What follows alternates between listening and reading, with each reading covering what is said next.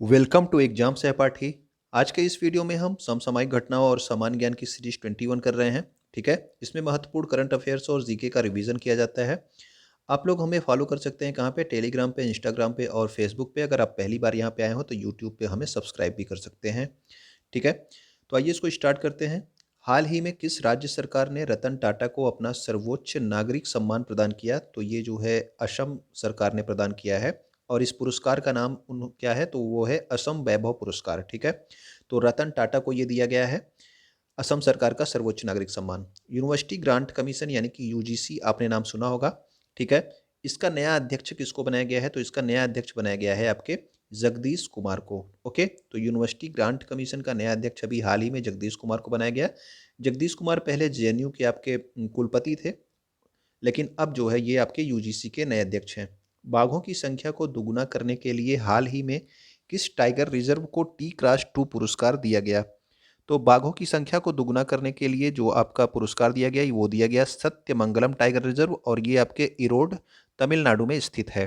Okay, T+2 पुरस्कार क्यों दिया जाता है? बाघों की संख्या को दुगुना करने के लिए दिया जाता है। हाल ही में व्यक्तिगत श्रेणी में सुभाष चंद्र बोस आपदा प्रबंधन पुरस्कार 2022 किसे दिया गया? तो व्यक्तिगत श्रेणी में सुभाष चंद्र बोस आपदा प्रबंधन पुरस्कार दिया गया विनोद शर्मा को।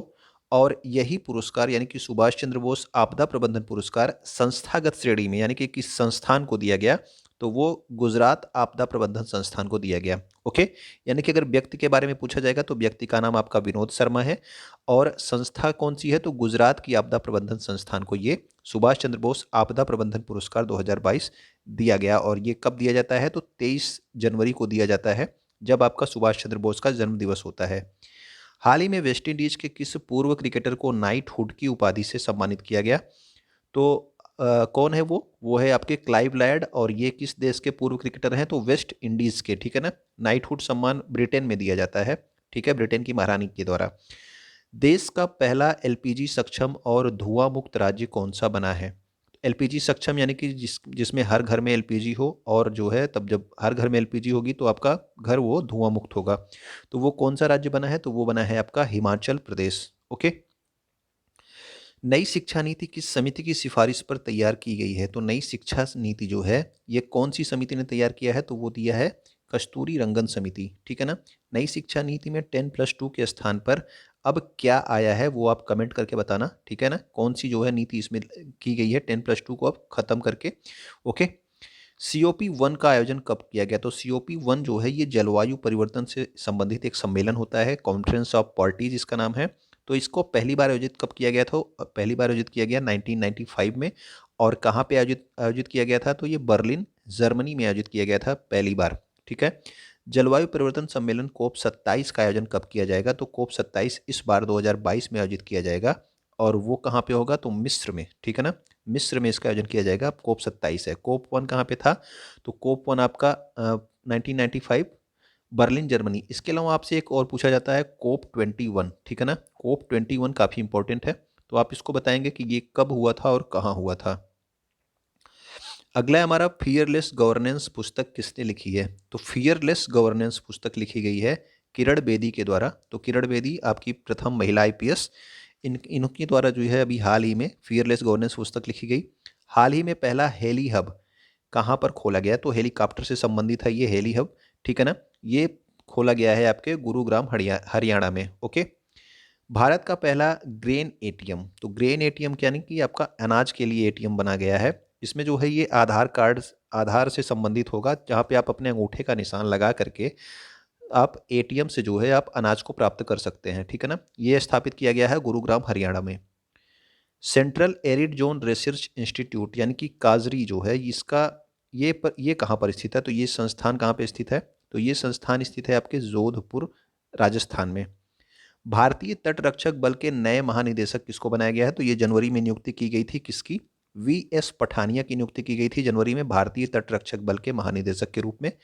बीएसएफ के वर्तमान महानिदेशक निदेशक कौन है? तो वो हैं आपके पंकज कुमार सिंह।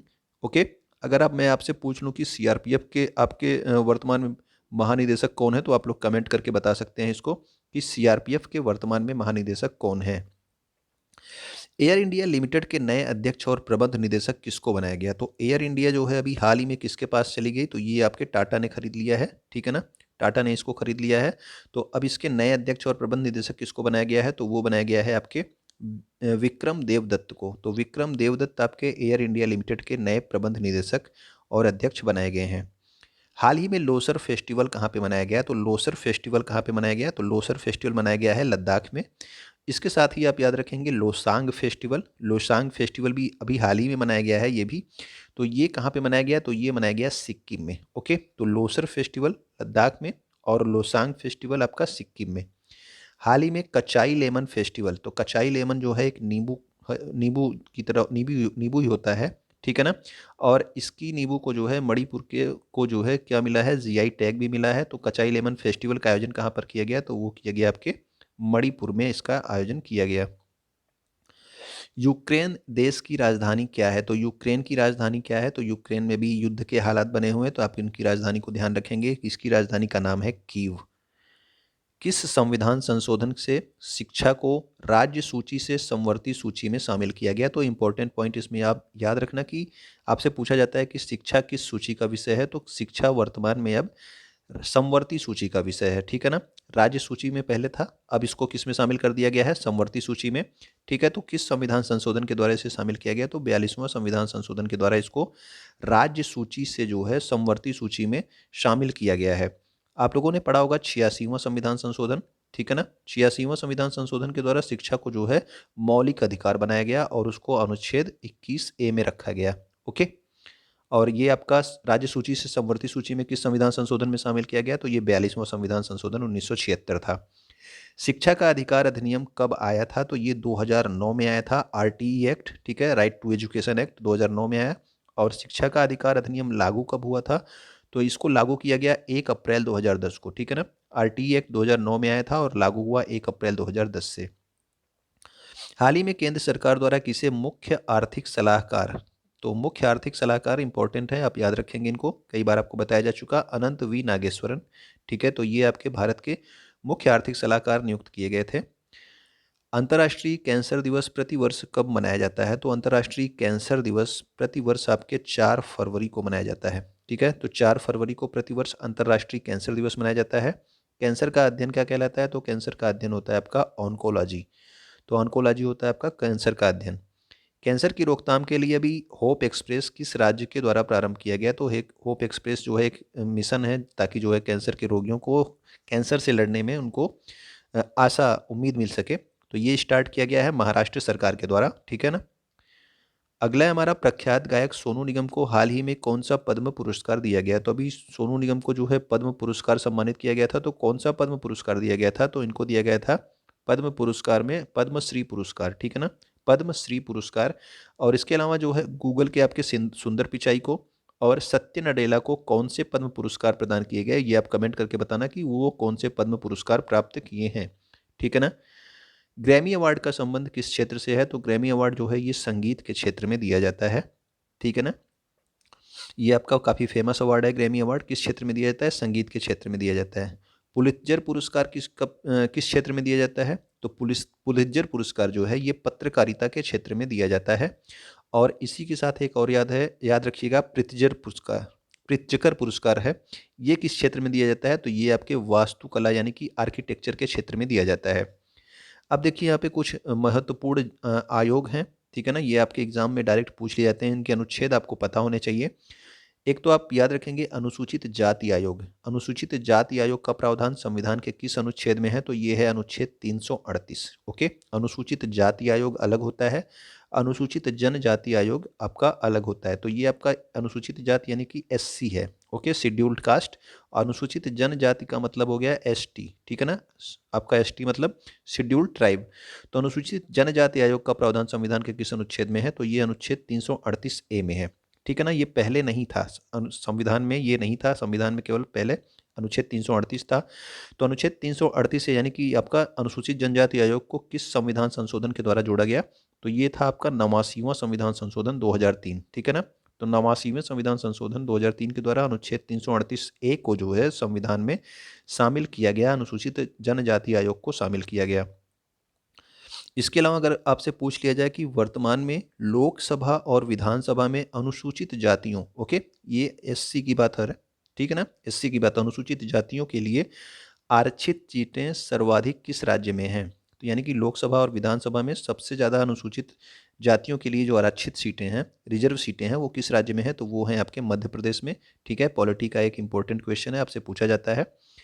इसके अलावा देखिए, अभी आपने देखा अनुसूचित जाति आयोग, अनुसूचित जाति आयोग 338 में था, ठीक। उसके बाद अनुसूचित जनजाति आयोग आपका किस में था? तो 338 ए में था, ठीक है ना। 338 ए में क्या था आपका? अनुसूचित जनजाति यानी कि एसटी था। अब आपका राष्ट्रीय पिछड़ा वर्ग आयोग यानी कि आपका ओबीसी है, ये किस अनुच्छेद में है? तो याद रखिएगा अनुच्छेद 338 बी में है, ठीक है ना। और ये भी पहले संविधान में नहीं था, इसको कब जोड़ा गया? तो 2018 में इसको जोड़ा गया 102वें संविधान संशोधन के द्वारा। तो 102वें संविधान संशोधन के द्वारा इसको जोड़ा गया 2018 में, ओके। संविधान संशोधन करने का प्रावधान संविधान के किस अनुच्छेद में दिया गया है? यानी कि संविधान में जो संशोधन किए जाते हैं वो संविधान के किस अनुच्छेद में बताया गया है कि आप संविधान में संशोधन कर सकते हो? तो ये अनुच्छेद 368 में बताया गया है। और आपको क्या बताना है?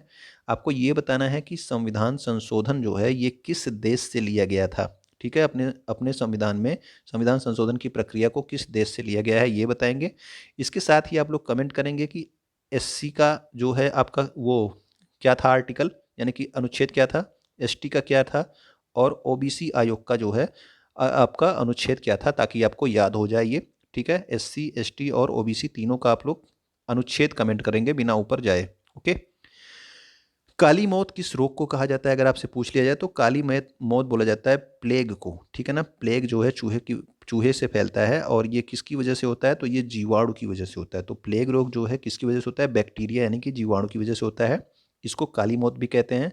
धनुष टंकार रोग अगर आपसे पूछ लिया जाए किसको कहते हैं, तो धनुष टंकार रोग बोलते हैं टिटेनस को, ठीक है ना। टिटेनस भी किसकी वजह से होता है? तो ये भी बैक्टीरिया यानी कि जीवाणु की वजह से ही होता है।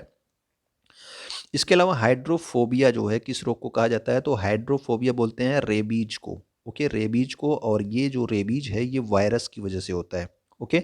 यानी कि आपका टिटनेस जीवाणु की वजह से, प्लेग आपका जीवाणु की वजह से, और हाइड्रोफोबिया जो है बोला जाता है आपका रेबीज, तो ये आपका वायरस की वजह से होता है। तो रेबीज का टीका किसने खोजा था? तो रेबीज का टीका खोजा था लुई पाश्चर ने, ओके। तो रेबीज का टीका किसके द्वारा खोजा गया था? रेबीज का टीका खोजा गया लुई पाश्चर के द्वारा। क्वाशियोकर रोग का संबंध किससे है? तो क्वाशियोकर रोग जो है ये हड्डियों से संबंधित एक रोग है, ओके। सतत विकास लक्ष्य कितने निर्धारित किए गए हैं? सतत विकास लक्ष्य कितने निर्धारित किए गए हैं? तो ये हैं आपके 17, ठीक है। 17 सतत विकास लक्ष्यों को यानी कि एसडीजी, सस्टेनेबल डेवलपमेंट गोल्स को जो है निर्धारित किया गया है। भारत ने कब तक शुद्ध कार्बन उत्सर्जन को शून्य करने का लक्ष्य रखा है? तो ये आपका भारत कार्बन न्यूट्रल देश कब तक बन जाएगा? तो ये जो है बन जाएगा आपका 2017 तक, 2070 तक, ओके, 2070 तक। पहला पृथ्वी सम्मेलन कब आयोजित किया गया था? तो जो प्रथम पृथ्वी सम्मेलन आयोजित किया गया था वो आयोजित किया गया था 1992 में। और कहाँ पे? रियो, ब्राज़ील में ये आयोजित किया गया था प्रथम पृथ्वी सम्मेलन, ठीक। देविका रानी परियोजना का संबंध अगर आपसे पूछ लिया जाए कि किस राज्य या केंद्र शासित प्रदेश से है, तो जो देविका देविका नदी परियोजना है, देविका रानी नहीं है, सॉरी, देविका नदी परियोजना जो है ये जम्मू कश्मीर राज्य से संबंधित है, ओके। सलाल बांध आपसे पूछ लिया जाए कि किस नदी पर स्थित है, तो सलाल बांध चेनाब नदी पर है। इसके अलावा जो है चेनाब नदी पर और जो चीज़ें हैं वो आप ध्यान रखेंगे कि चेनाब नदी पर जो है सलाल बांध है, चेनाब नदी पर जो है दुल्हस्ती बगलह्यार परियोजना है, ओके। इसके अलावा जो है सिंधु नदी की जो सबसे लंबी सहायक नदी है वो कौन है? तो वो भी आपकी चेनाब नदी ही है, ठीक है। सिंधु नदी की सबसे लंबी सहायक नदी कौन है? तो चेनाब नदी। दुनिया का सबसे ऊंचा रेल पुल किस नदी पर बनाया जा रहा है? तो दुनिया का जो सबसे ऊंचा रेल पुल बनाया जा रहा है वो भी आपके चेनाब नदी पर ही बनाया जा रहा है, ठीक है ना। तो सलाल बांध चेनाब नदी पर है, दुल्हस्ती बगलिहार भी आपका, इसके अलावा पाकलदुल और रेटल जो जल विद्युत परियोजनाएं हैं ये कहाँ पे है? तो ये भी आपके चेनाब नदी पर हैं। दुल्हस्ती बगलियार जल विद्युत परियोजना भी चेनाब नदी पर है। सलाल बांध चेनाब नदी पर है। दुनिया का सबसे ऊंचा रेल पुल किस नदी पर? चेनाब नदी पर। सिंधु की सबसे लंबी सहायक नदी कौन है? तो वो भी आपकी चेनाब नदी ही है। तुलबुल परियोजना और उरी परियोजना ये जो है किस नदी से संबंधित है? तो तुलबुल और उरी परियोजना का संबंध है आपके झेलम नदी से, ओके। सिंधु जल समझौता कब हुआ था? तो सिंधु जल समझौता भारत और पाकिस्तान के मध्य हुआ था जो आपकी नदियां हैं जम्मू कश्मीर से होके बहती हैं, उनके लिए 1960 में ये समझौता किया गया था। इजराइल के नए प्रधानमंत्री तो इफ नफ्ताली बेनेट, और यहाँ के जो नए राष्ट्रपति हैं वो कौन है, वो आप कमेंट करके बताना कि इजराइल के नए राष्ट्रपति कौन हैं। इजराइल की संसद का नाम अगर आपसे पूछ लिया जाए तो इजराइल की संसद का नाम है नेसेट। ओके, अब देखते हैं 17 फरवरी 2022 के महत्वपूर्ण करंट अफेयर्स को।